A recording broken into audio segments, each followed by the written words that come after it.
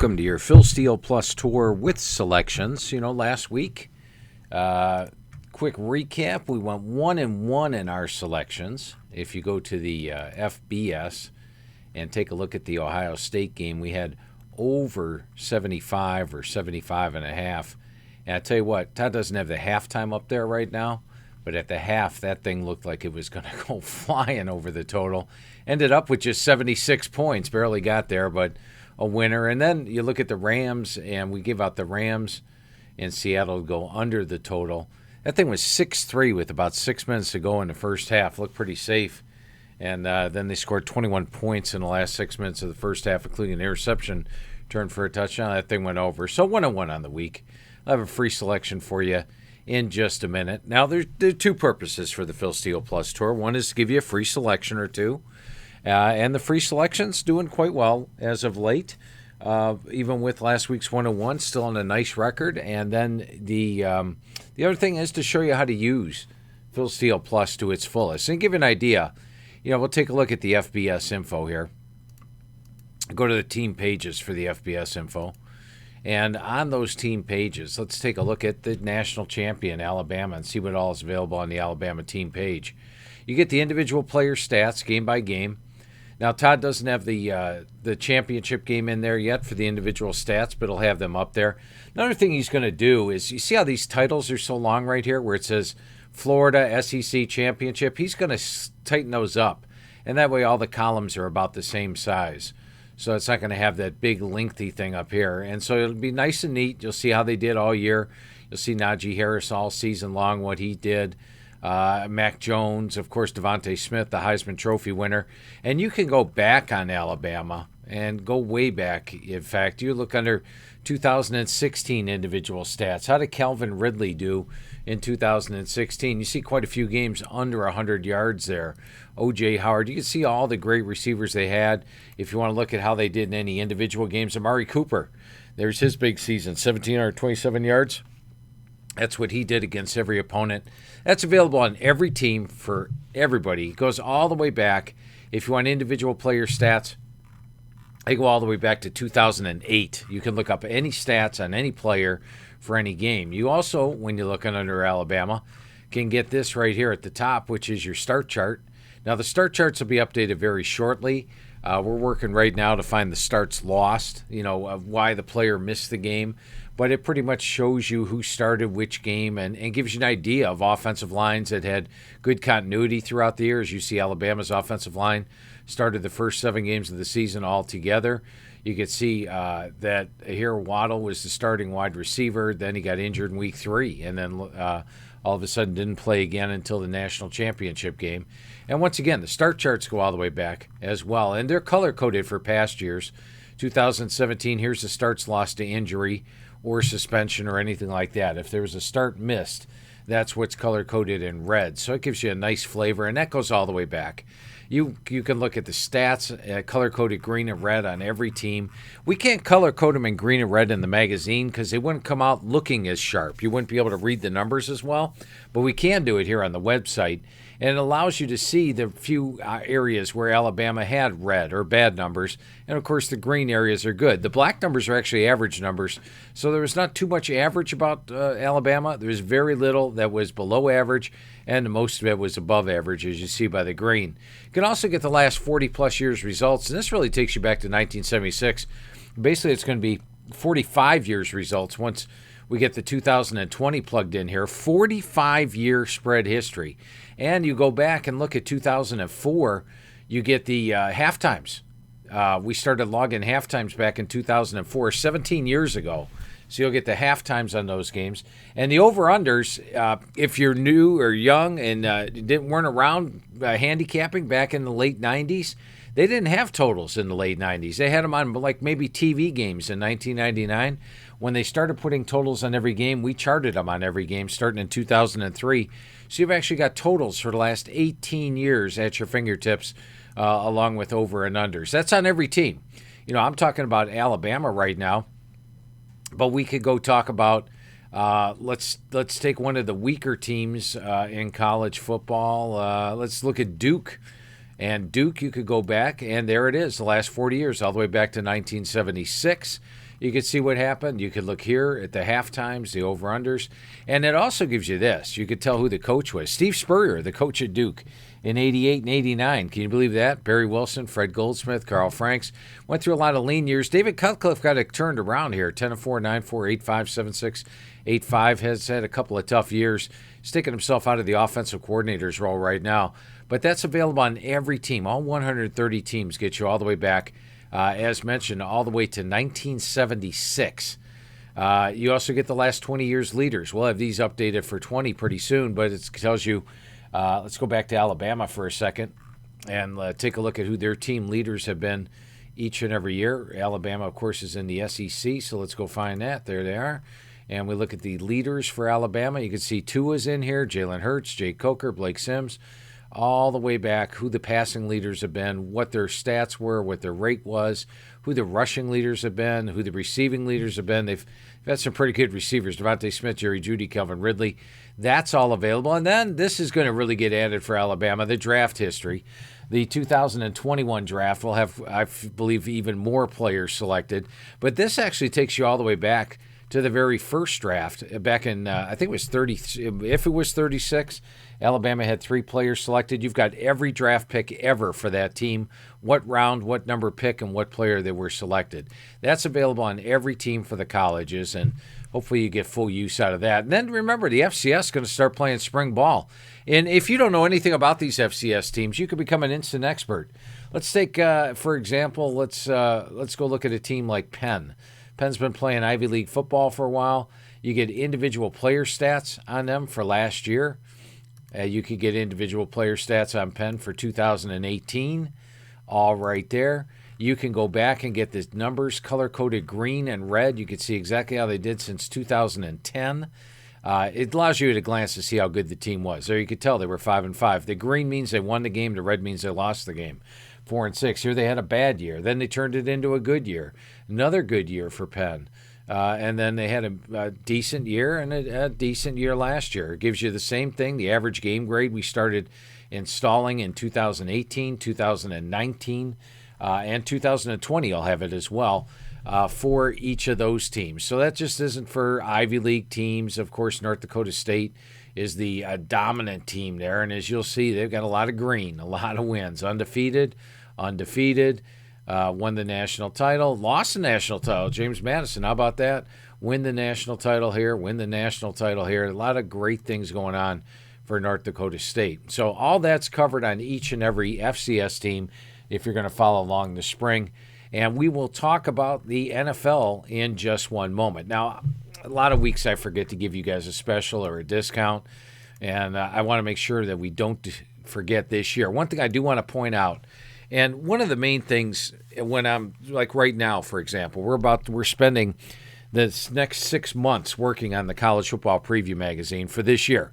We want it to be the best magazine, the most information. It's already got that. Well, it's got about 4 times the amount of information any other magazine out there. But the other thing is the accuracy. And look at this. Chris Stassen runs an independent website that charts the accuracy of the magazines. And there's no individual thought process put into it. Basically, if you pick a team to finish second and they finish fourth, you're given 2 points. If you pick a team to finish second and they finish first, you're given 1 point. If you pick a team to finish second and they finish second, you get 0 points for a perfect score. Low score wins. Well, he says here, conference prediction accuracy for 2020. Phil Steele tops the list by a wide margin. He's further ahead of the number 2 than the number 2 is ahead of the last place. Let's go take a look at that because this is what I work for all season long.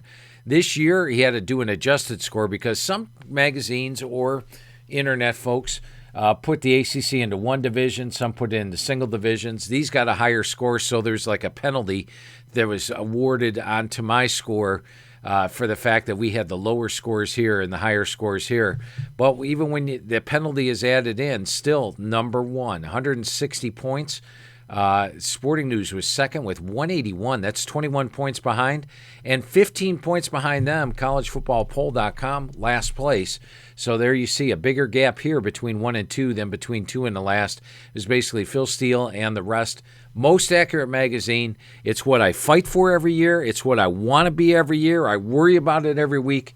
Very pleased that we not only won it this year, but won it by a large margin. So I wanted to point that out to you. And one thing I want to offer a discount on, let's first of all take a look at the Phil Steele magazine for this last year. Now, this is in the lower right-hand corner, the most accurate magazine over the last 22 years. Guess what next year's magazine is going to say? Yep, it's going to say over the last 23 years. Now, some folks put off getting a magazine this year, believe it or not, because of the COVID and everything that went on. If you still want to pick up a copy of the 2020 Preview magazine, if it missed your thing, I'm giving you a big-time discount right now. You can save $10 with the code word #1 title. And here's how you get it. Go to the philsteele.com store right here and go to Back Issues. You see this Back Issue button right there? When you go to Back Issues, click on 2020 Football Preview. It says $19.95 order now. Let's view our cart. It's normally $19.95, and then the priority mail costs us $7.75 to ship. We don't add anything to that. That's what it costs. I have to pay the post office $7.75, so we do add the shipping. It's $27.70. But if you add this coupon code in here, #1 title, that's #1 title. In fact, let's give that a shot. #1 title. It might be a capital T, and we're going to hit apply coupon. There you go. It comes down to $17.70, and that includes the $7.70. So I'm only getting $10 for the magazine. That's a $20 value, but you'll get this year's magazine. And also, if you have a magazine from this year and it's all dog-eared and torn up, and you want to get yourself a better copy, a clean one that you can put on the shelf and use for other things, go ahead and do that. Get yourself your clean copy for just $10. But enter the code word #1 title. And when you do that, instead of $27.70, you pay just $17.70. I also want to give you a discount. Let's go to the store again. And when you go to the store, right down here, you can order this upcoming year's magazine. Now, the beautiful thing about this, when you order one magazine, we print the magazines. We have the truck. The second the magazine is printed, they load a truck specifically to our office. It drives directly to our office. We unload the truck, and we start shipping out the magazines. Now, the newsstands, Barnes & Noble, Books A Million, we went exclusive dealers this year, we'll get the truck shipped to them. The trucks have to go to their different distribution routes. They have to get to the stores. The stores have to unpack them. And then usually newsstands put them out like every Tuesday. So it might take 3 weeks, let's say, to get the magazine onto the shelves. If you order the magazine here, the pre-order, you will get the magazine before it hits the shelves. We absolutely, once the truck gets here, we are stuffing magazines into priority mail envelopes. Priority mail is supposed to be 1 to 3 days delivery. Post office was a little off this year, but it's supposed to be 1 to 3 days. We're paying $7.75 each for them. You will be the first in the country to get it. I won't ship out special magazines to the media or anything like that. You'll be the first one to get it if you get the college football preview. And what I want to do for you there, if you click on the preview and you hit order now, you go there. It's $19.95. Let's say we want to order it.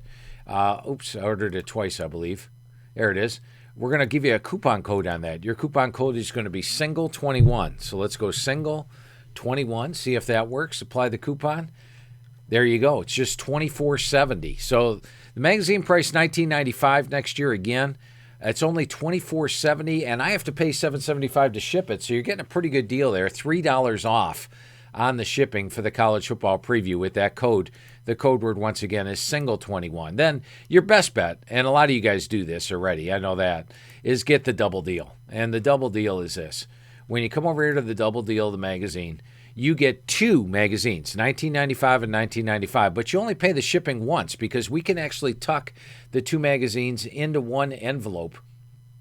And when you do that, we can get it. Now, it actually cost me more than this $7.75 to mail. I believe it cost me $8.50 because we have to use a different envelope. But that's okay. I'll give you the same $7.75 price. Bring the whole thing to $45. However, and these coupon codes that I have listed up here, they are only good to Tuesday, January 19th.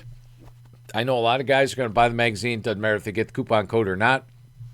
If you want to use these coupon codes and get the magazine at less than the full price, here it is right now. Save $6 if you punch in double 21. So let's give that a shot. Double 21, and when we do that, we apply our coupon. Brings the price down to $39. That's for 2 magazines. And if you bought them separate at the newsstand, it's $19.95 and $19.95. That right there would come out to more than $39. It would come out to $39.90. So you're not even paying the shipping. You're getting 2 magazines for less than the price of 2 magazines at the newsstand. And we're shipping them out priority mail. I got to be honest with you guys. The first people we take care of are the double deal people. They're the first ones that head out the door and go to the post office. We fill the double deals. Then we start the single deals. And they head out of here. You'll be the first in the country to get the magazine this year. The most accurate magazine over the last 23 years. So let me show you those codes once again. Save $3, single 21. Save $6, double 21. $10 if you type in number 1 title off of the 2020. These are 21s, these are 20, and these coupon codes do expire January 19th. So if you're going to use them, get online, use them now. The 20s, if you order them today, we'll ship them out today. So you'll get them in your hands. And the 2021s, you will be the first in the country to get them. All right, let's talk about a game here for this upcoming week. And we're going to talk about the Cleveland Browns against the Kansas City Chiefs. Now, Cleveland is not a dominant team. They got into the playoffs for the first time in a long time, won their first playoff game since 1994. I live in Cleveland, so I've had to suffer with the Browns. The Browns used to be the most dominant team in football from 1950 to 1969, and then they went on. They've had a couple up years, but most of them have been down, and it's been a long down stretch. Last playoff win was 1994. I was actually at that game in 94. Was not at this playoff game in Pittsburgh, though. Kansas City has been the dominant team. They just blow everybody out, right? But that's a little bit of a misconception. Let's take a little closer look at the Kansas City Chiefs logs here for this year. The Chiefs did start out by blowing some teams out. Look at this 1, 2, 3, 4, 5. They opened up the season 6-2 against the spread. You bet money on the Chiefs, you're a winner. It doesn't matter if they're down, they're up. They just roll. Here, down 6 or 14-6, they win the game. They had tied here at the half, up by 3 at the half. They went 6-2 against the spread. But look at these L's. Carolina, -10, they won by 2. Vegas, -7.5, they won by 4. Tampa Bay, -3.5, they won by 3. Denver, -13.5, they won by 6. Miami, -7.5, or -7, they won by 6. New Orleans, -3, they won by 3. That was a tie. Atlanta, -10.5, they only won by 3. And the Chargers, +5, and they lost that game by 17. So they are now 0-7-1, their last 8 games. They have not covered a game since November the 1st. November 1st. So almost all of November, all of December, and into January, they haven't covered a game. There was one day in November they covered a game, the very first one. Since then, they haven't covered a game. And the Cleveland Browns playing pretty good right now. So you've got a Chiefs team that's laying a lot of points. They're laying double digits where they've been struggling because they're overpriced a little bit. And you've got a Cleveland team that's playing pretty gritty football right now. And the other thing I wanted to point out, and the other major factor, I guess, would be, let's look how the playoffs have gone for so far. There's been 6 playoff games. And this year, you have to think, you know what? The home teams don't have their normal advantage. Normally a home-packed playoff crowd is probably worth more than your normal 3 points. It's probably worth closer to 6 or 7 points. You go back and take a look at the Seattle Seahawks at home, for example. When they play a home game, they can be pretty much dominant. But Seattle this year lost to the Rams outright. So that's 0-1. The Browns went into Pittsburgh and won. That's 0-2. You take a look at some of the other games from this past week. Green Bay did not play this past week.